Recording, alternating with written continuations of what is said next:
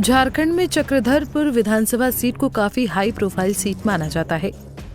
Chakradharpur seat Singhbhum Lok Sabha निर्वाचन क्षेत्र के तहत आता है। इस सीट पर कब्जे को लेकर जेएमएम और बीजेपी के बीच कांटे की टक्कर होती रही है। यहां से 2005 के विधानसभा चुनाव में झामुमो के सुखराम उरांव ने जीत हासिल की थी, तो 2009 के विधानसभा चुनाव में यहां से बीजेपी कैंडिडेट लक्ष्मण गिलुआ ने जीत हासिल की थी।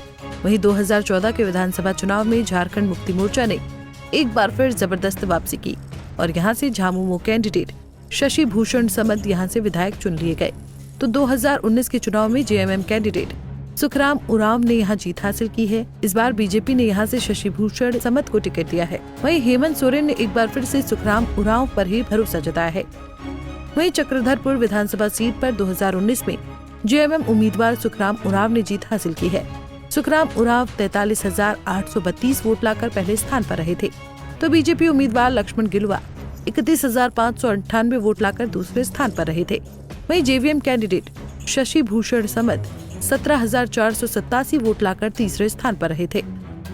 वहीं 2014 के विधानसभा चुनाव में चक्रधरपुर सीट से जेएमएम उम्मीदवार शशि भूषण समद ने बीजेपी कैंडिडेट नवामी उरांव को मात दे दी थी।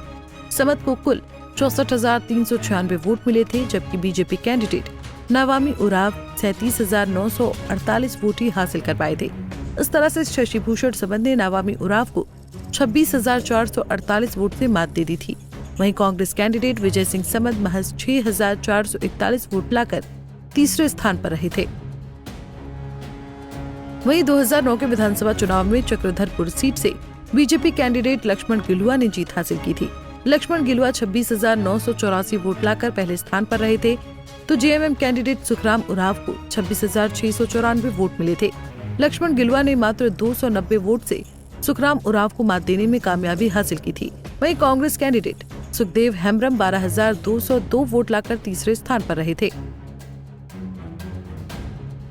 चक्रधर सीट पर इस बार जेएमएम उम्मीदवार सुखराम उरांव के लिए मुकाबला आसान नहीं होगा। 2019 के चुनाव में बीजेपी और जेवीएम के अलग अलग लड़ने से सुखराम उरांव रांची पहुंचने में सफल हो गए थे, लेकिन बाबूराम मरांडी के बीजेपी में आ जाने से अब जेवीएम का भी वोट भगवा पार्टी के उम्मीदवार शशि भूषण समद को ट्रांसफर हो सकता है।